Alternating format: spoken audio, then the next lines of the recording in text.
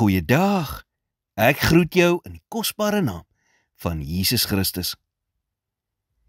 Een van die mees vertroostende skrifgedeeltes in die Bybel is Romeine 8 vers 28 wat sê, en ons weet, dat vir hulle wat God liefhet, alles ten goeie meewerk, vir hulle wat na sy voorneme geroep is. Hierdie vers is vir gelowiges, vir verloste kinders van God, wat die Here liefhet en wat volgens sy voornemens wandel. Daar is net iets binne ons wat sê, ek verstaan dit nie, en ek kan dit nie verduidelik nie, maar ek weet dat God aan die werk is in my lewe, en dat iets goeds daaruit sal kom. Let op die woord meewerk. Sou jy daarvan hou om koeksoda te eet?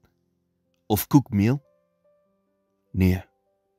Maar wanneer jy dit saamvoeg, eiers en suiker byvoeg, dit meng en in die oond sit, kom dit uit as iets goeds. Dan kry jy koek.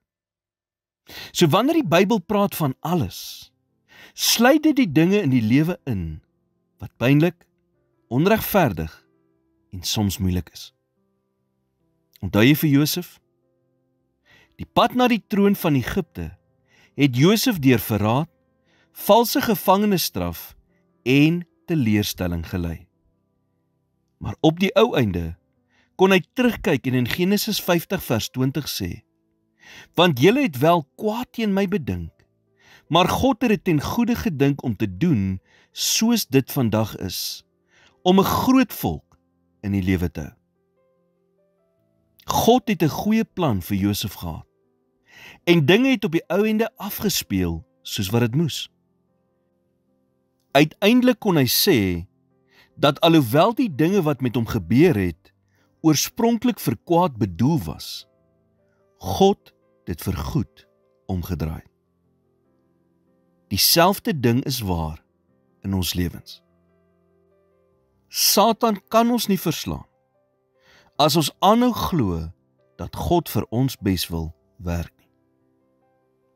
Op maniere wat ek en jy nie nou kan sien of verstaan nie, laat God alles ten goeie meewerk.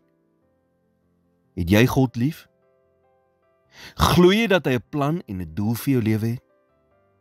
Probeer jy hom behaag? Vertrou hom dan vandag om alles ten goeie mee te werk. Here, dis nooit lekker om deur moeilike tye te gaan nie. Maar dankie dat ek vandag op hierdie belofte kan staan, dat as gevolg van u genade, alles ten goeie sal meewerk vir die wat u liefhet. In Jesus naam bid ek dit. Amen.